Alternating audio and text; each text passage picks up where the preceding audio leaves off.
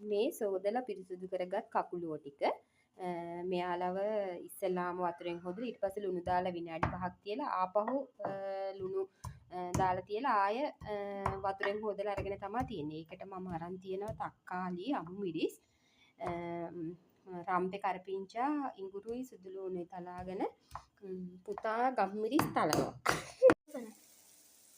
ඊට පස්සේ මේ කපුලෝ ටික දාලා හොඳට මේක මික්ස් කරගන්නවා. ඒකට ලුණු කුඩු ටිකක් දාගමු.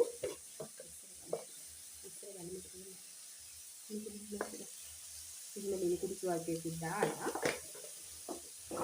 හොඳට තුන පහ ටික කලවම් කරගෙන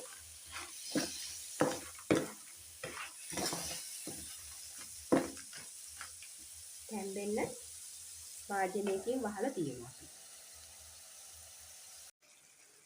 දැන් මේක හොඳට තැම්බුණාට පස්සේ ඔයාලට පේන හොඳට තැම්බිලා තියෙනවා. දැන් මේකට අපි පොල් කිරි ටිකක් එකතු කරගන්නවා.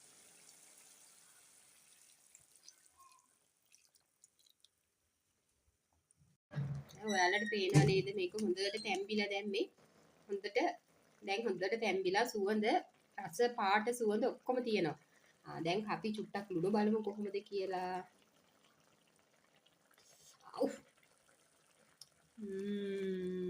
කියලා වැඩක් නෑ. ඔයාලටත් කාලම තමයි බලන්න වෙන්නේ.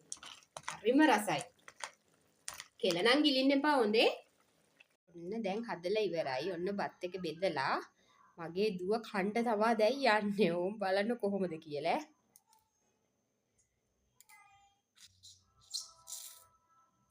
අම්මෝ අම්මි සුප්ප කිව්වත් සුප්පමයි. ඔන්න එයාට තමා මේක හැදුවේ. එයා තමා මේක ඉල්ලුවේ මගේ. කොහොමද රස සුවඳ